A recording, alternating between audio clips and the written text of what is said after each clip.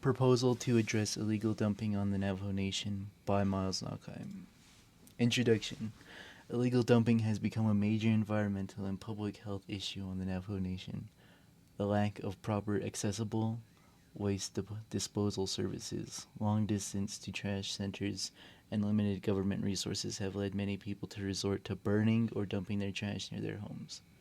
These practices violate cultural teachings of Hojo, living in harmony/balance, and have caused long-term damage to the soil, water, wildlife, and community well-being. This proposal outlines a community-centered and culturally grounded plan to reduce illegal dumping, expand waste access, and encourage local residents to contribute to restoring Hojo on the Navajo Nation. What is the current situation? Rural communities like Windrock, Fort Defiance, and St. Michael's have numerous trash piles, and some of them have existed there for very long periods of time. Currently, these sites continue to grow because of limited solutions to help fix this issue. Extra details. Who is affected? The people on the Navajo Nation or the people who live on the Navajo Nation, but their animals that live there as well are being affected by this. Evidence of need or urgency. As illegal dumping continues to grow, it'll create long-lasting damage that may not be reversible without immediate action. The dump sites will expand larger, increasing cleanup costs and putting future generations at greater risk. Why action is necessary? Action is necessary because current waste infrastructure cannot keep up with the community needs, leaving people with few options for disposal if they live far from a local trash dump.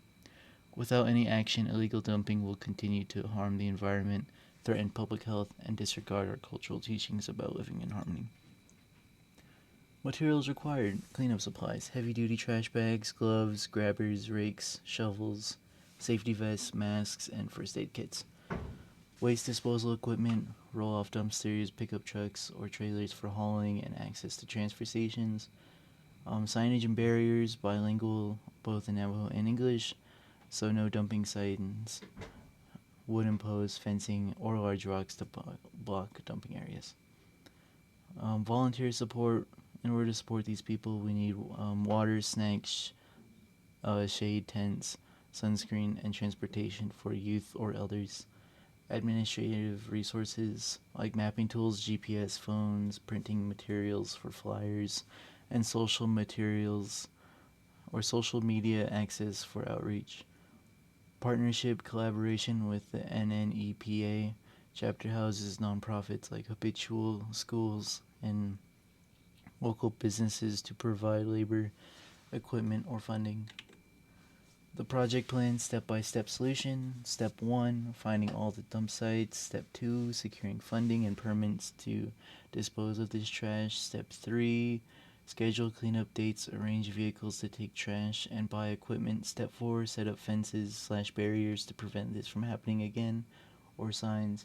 Step 5, run community cleanup events.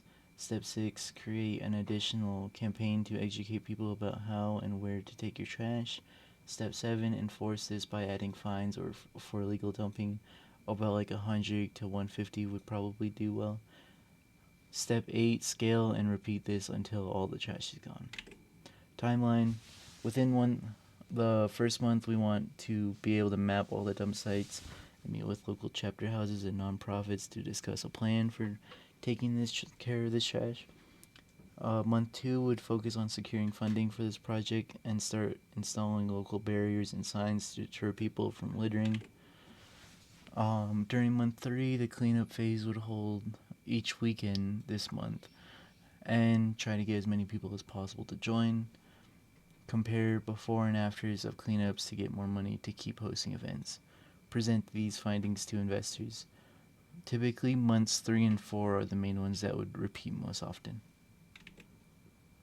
The total cost of everything comes out to $177 per cleanup event, although that doesn't take into account if we use less bags than before or anything like that.